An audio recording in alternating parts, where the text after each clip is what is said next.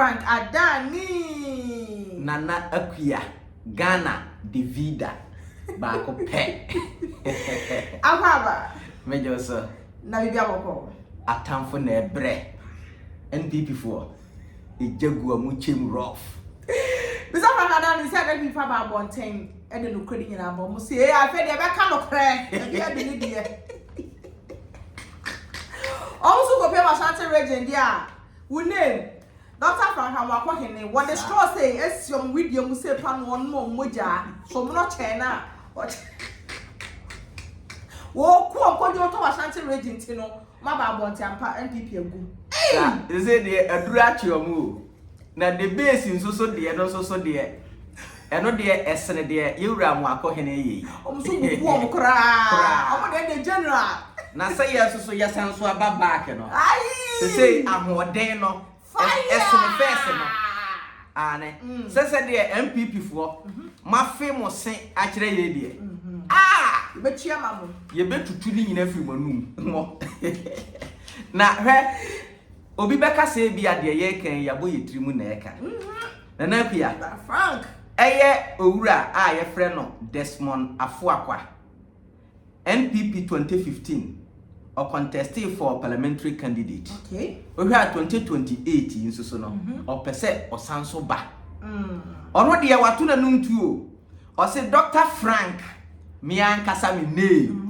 Frank for ye di nokore enye Frank ba ko no bio another mpre no bi dabi we Frank Amoakohene o say he is sucking our blood dismantling our youth in Ashanti region through social media platforms and untina omusuro ye no because here we are for Ken your platform no ye genuine ye kasa obi atie obi aso nim se nokore e na ye ka de nye nokore ye nka nti MPP fo yam se ya babaki omoda omonna ba bia moko aduro no nkoje foforo na odie na nakuya ka kum ye gine kwaku anum yentie eniema a yewura Amoakohene ya NPP fo mo benkunu nyansa kwan bi so na mu di natem adwenu so na makoyi nipa bi ti sesi mo se mensa sampan poyando chama wuntumi no mo kanse hunu ni koka no ni masema koka koka da bi o se ayi de omo ye Charlieba se omakofa enkwada school for say omo mpenti na omo design interchange yes oh yeah Koka hasasa Koka kaya say Charlieba wo bra poyando so say be cause accident na adero drivers no the way you see a ferro and we do say so be kwan ma driver no o we nyina ni wo so amo sense yes na ka say do be ma Ghana ya fe cause we dey say Ghana ya fa accident be do so we mo na MPP fo hi o mo na ne go Dubai de ne ka Dubai de aish poyando wako London da wako America da just kwa kanu de ni titi say factory house afi ba ho just a factory house almost the kakara she ni mu abuwe ekonku a bi mu factory house bi a Dr. Kwame Nkrumah see ye ye jama na pro na essay obeka se kokati basa oda yentie MPP ni one day waka no kure oda yentie no ne ala na bi check ko free na so no MPP ti say we Amoakohene national day kai bi a wo bia no e ya ba ni ka na chi e no de ye e na fa sa kwan no so e na metima ka say you to yo e ya Ashanti regional e ke ni na be go na ya MPP no o bi chu meja because e bi chu meja sa no take ko pa say pa abusafo samate na wo ye NPP ni a na wa ma NPP fo o mo wo Ashanti region e dadaw obi sori ase na ye kwa akotwi soroku iso Ashanti regional minister Dr. Frank Amoakohene waje ne che waje na taade aje ne marakas ne hwan e na omu nyina etwi soroku no abaso hwe ane enra nam so mkoye open ayi Sunday no na mkoye luncheon no so 6 April yes soroku ho luncheon ane eno so awasan so agina mo se ade papa bi e ba Ashanti region bi o support waje na munye nyansafo ye tumufo amuntie na mo fragbara nye ebe den na mo executives so my papa Krekre to cran won say we waka no kore yes wo ye NPP ni atena se na tie ni ye tie nyansa ade ano a yewura Amoakohene ye no o collapse the NPP party but NPP for na omugu Ashanti region omo fu na omo de nam nti na omo nwene se nipa nti no omo nka no kora nkyerɛw na omo de ntokwa na ohwe nkura bia se man se boy for ebi na ya high omo na omo titi ntaje na omo ye ohwe ne sene ni tietia bia na omo didi atem ene mahunu NPP for some mahunu bread food ni tietia sake wo de ye tie mie NPP no ni firi na Ashanti region ne hye so bi ye bibi a ebe party no emaguru ahweti a ye me da no do twi no eti ye mpani fo no adwene enko saa de ne so na ma yutu no ye nkere hubem adwene ne de ada ye regional youth organizer for any organizers no ye ko be paso a ye betimi account saa ne ma no kwa bi ya nyo because sometimes to my papa because Ashanti regional party regional na so a na be bia ka bia no so e betimi jai na so evidence e che say yema emaburu kwan leadership mu any jubadi bia mu a emaburu ebetimi adiduma amana efe na we be me ka che me am party NPP for we say me NDC ba ye nhwe chi na Ashanti regional minister and I'm sorry ebaburu nti we say be social media ade eka emaburu bom okopenti ba bi awo asafuri ntachem na the social media na ekọ na emaburu na nwani eje na ma aya amanfo no ekọ eto aya NDC party no banka roji ha de yin se NPP party ti the American say NPP for so hwe sa de no na nyamidi adom na da achi bia no tunu be share sa youth no yamma youth no the opportunity to also serve because evidently clear say ai bra agene papa wo trim wakasa yie na nyankopon emma NPP kwan bia ma ne nyatumi wo Ghana ha bio ene de yi frim sa NPP pa be nyatumi me se NPP ne ye gu no ye collapse party no multi party for mumra the base ane agise bia mo ba the base na ye de beji tumi ba se NPP pa forget it agu nti bro wo de minim se wo na wo ye NPP a nyensa wo utrima wo ka nokore na apart from kafo no bia na bi ti se Paul Yando ono adwene be na da retrim we say be cause accident yes also be cause accident koka o se child labor we ane wo de yentie so you to also serve wa o mutumi kan mutumi bom e ma party no e strong e won strong good na nem ye no Amoakohene regional minister and bia me so na ka bia che me say the one no be here na no ma dia hia santimai e hia ni to wa santimai mu no e ya adwuma ye no dom hama e ba no adwuma no gina so campaign ye ti a e ma tro abama no o ka use be 3 in 1 eniba adwuma ba ko ibe kwa no pa ibe kwa wia ibe kwa anyumya 24-hour economy obo ba ye enfie ba ko abesenko ye nyanwu ni pomasibre asantimam youth don so enso adwuma ni ha eti ye wura no de o ye ne ye no on per avenue sa obetimi get 30 meaningful employment na said the beya youth a e wa santimam no enye se obetimi na social media keke na emu e benya meaningful life employment you be earning a decent salary yet meant to take care of yourselves so the project you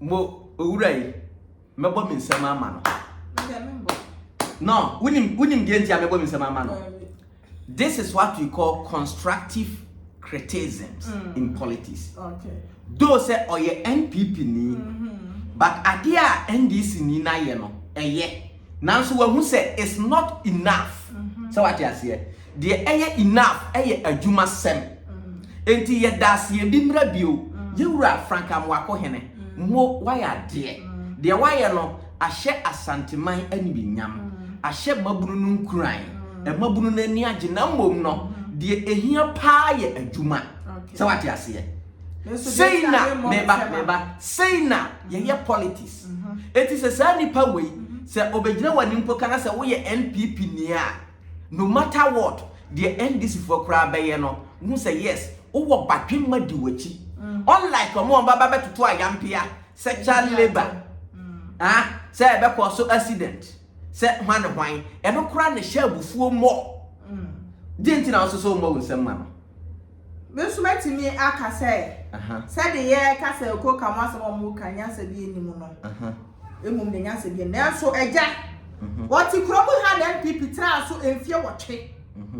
When to me, I'm bontain. I'm a casa them a party for a more years. I do ye went to my mechanic said, the more your way, I shall read the more yes, you went on a bombachi. Never more lives at 2028. All papa went tea. While Bob bontain said I have been who said on in papa. It's our director say what go last aqua campaign of a PMQ. Yes. Honorable. I would see that 8 years no when I only from her. Honorable from her. Who said the walker met to was papa. Okay. That is why on mine no enko nim no. Say ye wo to me na ya ban na wo so a. Aban no ye ade a enya. Instead of say you be bie ya no a ye beka no ye nka. Because ya ban na wo so. Yes. Na abana free so awie no say wo kan de be na de bebre. That is it. Eti the side na akua nso so wo kan no. Wonso so mete wase. Yes. Eti se wa ban na wo so na se wo dwene oman no ho dwene wo manfo ho na enya asanteman mpuntuo eni ha no. Maburu no nya adwuma no se wanyi ya pani o. Nyesa na maburu no ya adwuma. That is it. Eti mfia nwotwe no na maburu no omunya adwuma nye no. Honorable na wo he. Where were you? Where were you? Somebody has said. Yes. Na kwa ntina me ju ntina me pe wa asem no. We are very intelligent. Yes. So say na ye fra no adwentoatoa ne oman buo eti de wo nim no obi nsusu nim de obi nim nsusu nim eti wo kan na asisu na ye nyina ye koya nim. We are shaping the country. Yes. Eti niam bia ya enye kwan a ye fa so ye politics ya enye no ye se ye yi ni nyina afiri ho kra na ye nyina ye nyintum se emfonso na aba no ye ka ho bi ye di mu akotene. Yes. Eba sa oman no betimi anya ne ntoma pa afira ye nyina every politician in this country enim pefe se emaburu ni adwuma ye Ghana fo ni adwuma ye obi anim a population of 30 to 40 million. Yana abaya adwuma efo omo ye adwuma omo nduru 1 million. Omo nduru 1 million no. Eti bisa se enka no omo ye den no omo didie. This is the reason ye nyina ye fight for prepare ye ne nokore. Na Ghana fo nso so na ku omo ni adwuma no. Bebi nso musu ne mo ban nye. Krono ahye mo Magana ni adwuma.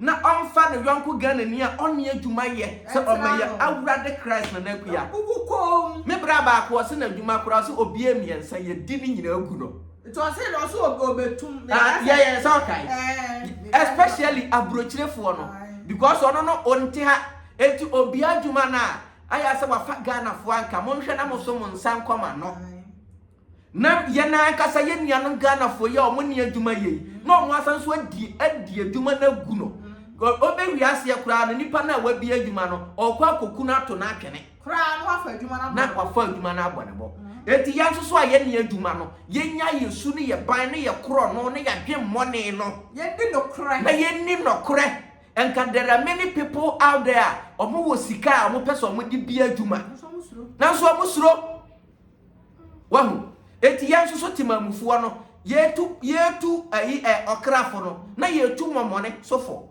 because one kwa bon okra no hwinima ngo hu se momone da ha o ma me fa onwe ade sister ma ye pe na ye nipa na that is it eti brabia yesusu ye good politicians ne so no mo nso so no mo ma ye nsakra ya twen because we are the reflection of our leaders. Yes, yesu no ye ban na akuya first lady bi akasa first lady from Sierra Leone na Kenya sasem na akuya me hu bi da enya ye de ni bi Seba.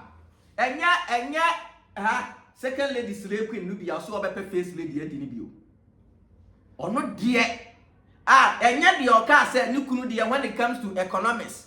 Ye manage sikasem de oyo number 1. Buy a dollar from 4 cities not their quarter 17 cities nubia. Enya sa slave queen nubia. Enya slave queen na o se ni kunu de of oyo nordina. Eti open northern from puntuo the problem in the north ayensuo eti palugu dam 12 million ni kunu aye enye rubia a ontimi nka no kora nkyire ne kunu na wasan so anya kukoduro se Ghana fo ye hohuru ye nim kosoro ye san so nto aba mani kunu na o meye first lady anya no bia na this first lady Sierra Leone first lady no hey nana kuya a kire se ampa oyo ba nyansafo oba mu oba otu ni kunu fupa and he was very bold enough also no there or your first lady number on part of the government. And your first lady a odwiri edan tuguo. And your first lady ultimate Jubilee House. Use military from the Jubilee House. Odwiri ajapade tuguo. And your first lady ni bia. Na wo de yentie na wo ye badwem ma be say yes. The new generation na Nyankopon adua ye wo Africa ha no na nakuya. Ye bedi Africa si ho. Etina na nakuya make say the education and the enlighten na ye no. Yankoso anye se bia ye nyaso mfaso enem pa. Wana wodi ye chi no, won beba abeto so it is going to be a timer. Obia beti ye na se. Na yetimi asesa Ghana. Ntu de yentie. You look at what Sierra Leone have to offer when it comes to our mineral resources. The kind of mineral resources we have in our country is enough to take care of everybody in that country. We should not have a single poor person in Sierra Leone. But unfortunately, we are not given the free will to make decisions on our own mineral resources. There's always Big Brother who decides. And when you fight and say, no, we are not going to do this, they use the system to stop you. It's either they set you up with the opposition and they will be supporting the opposition against you from the back, or they cause unnecessary chaos in your country so that you are not able to even govern your own people. They will do things to make you not to be functionable. And of course, any country that don't have peace cannot develop. Sure. You have to have peace before you talk about development. I'll give you a simple example about Sierra Leone. Every mining company that is in Sierra Leone today is owned by a foreigner. Every mining company. If it's not the Chinese, it's the American, it's the British. Our electricity, Bumuda, is run by the British. And we still don't have light. We're looking for light, electricity. If you don't have electricity, how can you talk about education? How can you talk about health facility? How can you talk about improving the infrastructure of your country? We don't have electricity. Now, do we actually even have proper water? Yes. Pipe-borne water, so that our kids will not be sick. We don't have those facilities. Why? With all the minerals we have, there is a cap you put. Before my husband became the president of Sierra Leone was benefiting, they said, what's the word?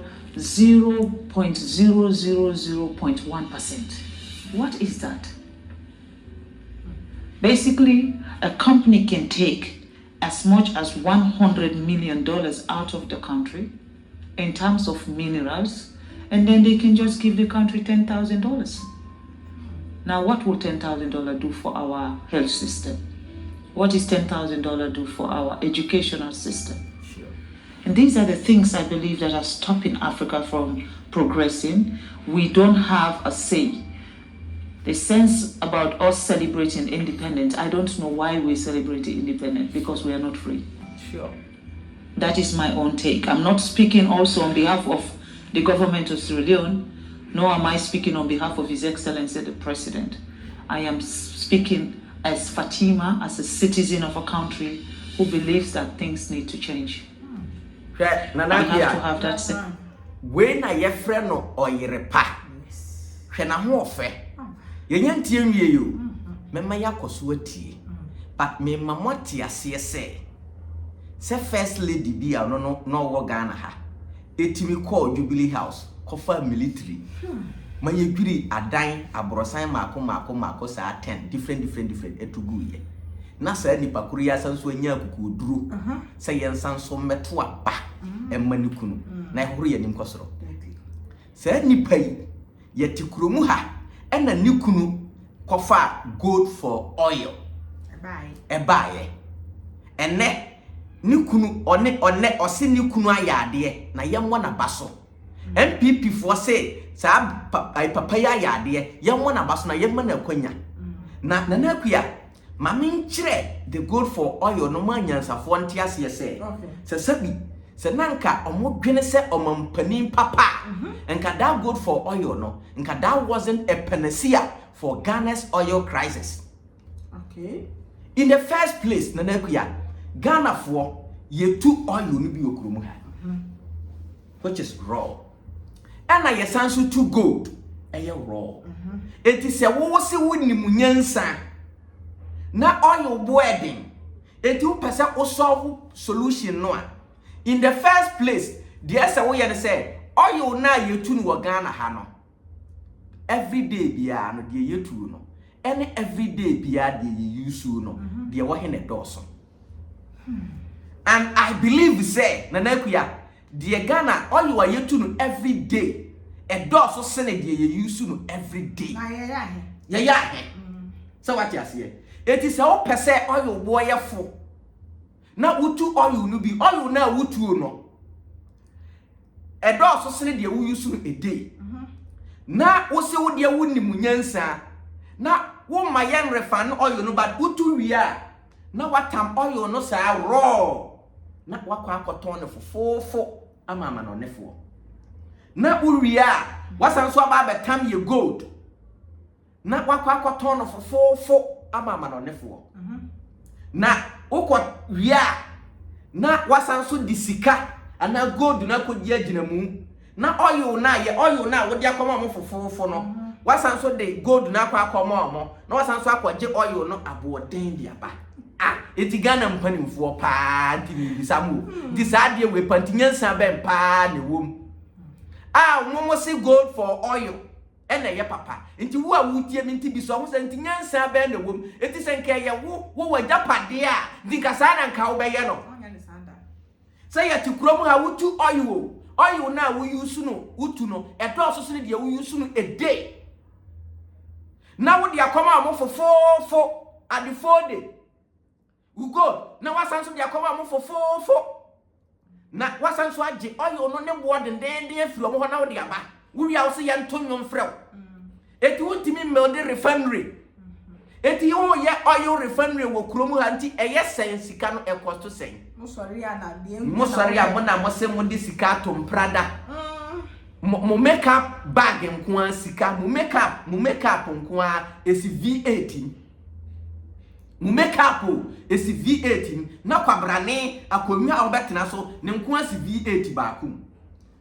ya hand driver amano osi V18 ya tofu na V8 Christ of Nazareth akonwa ne home esi gu akonwa ho kwabrane etimi high plane wana wa bia no over thousands of dollars na odinam onko ya hwe so nko fa de papa bia ma eti sa sika no eti wontimi mfa nya refinery mi bisa Ghana mpanimfo eti yentimi nya refinery e wo Ghana yan refinery yan oil na yana nkasa de ye use ni daily no yan to ma ye ho nka ene oil crisis ya bai nka ye da na ya da emfa ye ho nti nka fe kura na nka ye benya sika go ya refinery awie nti betimi ato na aboden ama fofrofo Mesi Ghana mpanimfo mi bisa mo nti de bempa na akote bayira ahoma mu a yentimi nya refinery eti se makọ countries ba bia mokọkọje besian na mokọ hoko katra mo so mo mesi refinery nti omo nsi cause omo si refinery na munya ntobo nte etu maka so first come na mo ane cause oil na ye de ko no kwabrane nko an percentage eso se ne de Ghana ye nyina ye eti ya hwana niema tutu yi a kwabrane nya sa sika ni since 2009 besi ene yese se NDC fo na omo ya akromfo 2009 to 2015 2016 na yenso so a ye bedi ye from 2017 to 2024 no so e de na ba ye NPP fo Dr. Baumia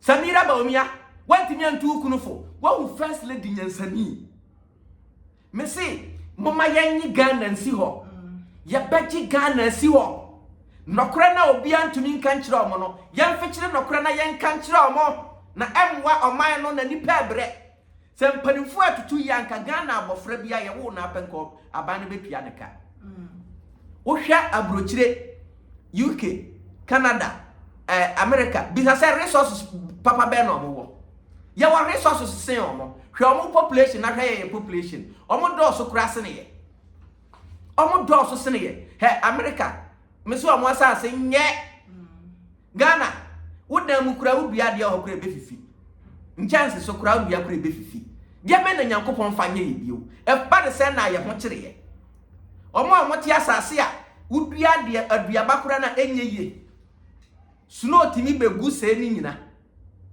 na sa suno ba ko to Ghana ha nke nyina ebewu ya se Nyankopon ohwe yeso e na ode this weather maaye na nka ode sa weather bi maaye a nke nye wo de yenkoso ntie this beautiful woman first lady of patriotism in our countries, and our leaders also should be subjected to that. Sure. You know, it is not only when you were talking about election and then everybody come out and celebrate, and after election, that's it. That is accountability. It. Sure. Who accounts for what is happening? Sure. Who is the one who is changing the narrative of more? Like I said, as a first lady, I am not part of a government system. Good. I am a wife of a president. Sure. So when I speak on behalf of the people, because I understand what the people are going through. At the end of the day, I'm not being paid salary. Yes. So, and I cannot be fired either. Correct. On your salary. Yes. But first lady and the second lady Samira, omo house boys, house guests, na abai na netua wonka. Abai ono no ne house maid o. Omo ye adwuma woni fie nyina, ni make abai na netua wonka. Mom penokore wo se yansan so be ma otumi na bedi Ghana so bio na Ghana fo pa ada ya fa bibi wo fom Ghana fo mfa bibi wo fom o me se NPP party ni de agukojo to mutie nyansani the advantage, that's the advantage of being a first lady. But I believe that for Africa, what is happening in Africa today, it need to change, and it need to change now. There is no time like now. Sure. Because for Sierra Leone, we now have a president who believes that we cannot wait for other people to come and develop us. Sure. We cannot wait for another country to come and prescribe how our country should be run or what we need in our country. Exactly. You know, this divide and rule. If you're close to China, we will not come to your country. If you're close to America, we will not come to your country. I mean, the fight that is between England, Europe, America, China, Russia is not a Sierra Leone fight. Sure. That's not our problem. We're fighting for our daily bread. We're looking to have education, just like America. We're looking to have good health facility. Just like Europe, we're looking to have governance structure where one single person cannot be the dictator of a nation. That's what we're looking for. And in that process, we're going to be allies to everybody who wants us to grow. Yes. But if we now align ourselves with someone, and then this other person now feel offended that, oh, you know, I'm coming from China now. I flew in, I've gone around the world to get to Boston, you know. I went to China and then come here. Before here, I went to England and then flew into America. Yeah. For me, I am not restricted where I should go or who I should be talking to. I am going around the world to see a country that sees Africa not as not just as an ally of what you'll be getting from us, but a country that sees Sierra Leone as partners and treat us with respect. Sure. You cannot be coming to our country and take everything that will make us develop, and then you still treat us as inferior people, as if we don't know what we're doing. I think that is wrong. You know, we're looking for partners that value us. People that will come to our country and say, you know what, this country has suffered enough, they need to grow. Sure. We were once the atom of Africa. Every country within sub-Saharan Africa used to come to Sierra Leone for our education. And today, what can we be proud of? We cannot talk about education in Sierra Leone because they've ruined that for us. Everything that has empowered Sierra Leone has been ruined. Yeah. And now we have a leader who wants to fix everything. There is a problem. In Africa, you should not have a leader that is assertive, a leader that knows what his people want, a leader that wants to change what is happening. The moment you have that, it's everyone's target. Yes. And then they find reason to slow you down, they find reason to stop you, and they use that system of corruption. They use corrupt people, they use negative people, they use unpatriotic citizens to come after a government who is doing what is right for a system. Good. I think we need to address those issues. Unfortunately, I don't know I'm very good at name calling, but at the moment, I don't know who I should be screaming. Now, I first lady, I say a salute to no. So we do people with some man. Oh yes. Somebody can't Well, these are the crop of people, crop of leaders. In Ghana and Africa is the time. The revolutionary is now. Look at wisdom. We could have sent your president. I think Nukuru no man or president, and Nukuru no be first lady, first gentleman. Oh, that be said, I need to know your about no. The woman is very intelligent. You better wait do her. Wait, slave queen. Na mudi to me, say nipa japade, mudi to me, kum nipa ukrumu ha. Ye can't say my yenka. The obedi no kure, na mo wopa, yenko kuno, yen say no. Yengu na nimase muntumi nka ya no ntumu nne ochena adechie ka ho monsesa musuban na se monni de ye beka enne awia anadwo ochena adechie muntumi nye foko gara na yemu nyina mo de nanakuya I think say this woman will be very fantastic and nicest woman in Africa and even the world. We need her in Africa's development. Mr. Frankadani and Nancy Bebre and I be a conansa na ye conansi be chato. Nanakuya, the Equator say, I am very much impressed with the kind of work that we are doing. And we must to take the power. Especially NPP has been very disservice to Ghana. We have to take them away from the equation. Now, meld a new force, which is the base. I know, I said there has been the problems here and there, but it's part of it. But the most important thing is how we are able to stand firm, strong, and sustainable structures are about all these things. It is good to say all these problems have been made at this earlier stage. Now, EBTM are resolving and I think the right people and the lovers of this country know say what some people are doing is uncalled for. And I no way say anybody can do certain things to sabotage the cause that we are all fighting for. We will fight for it and we are going to be the victor at the end of the day. In the NPP before they take them out of the equation, you are out. Mupertini dear, you're good. Munima me can't them. They say you're good. Yeah, good no. It's your honorable Afaka. Safe dear. Me patro en person e beto kasa bio. Said the one kasa sa, kwa mutu sa, 2020 do na se beto ma yen to ma so yen to ma yes. Sure. I was about to go to the neighbors who was watching my conversation one more. Like a national for France and Sweden can be a crobia.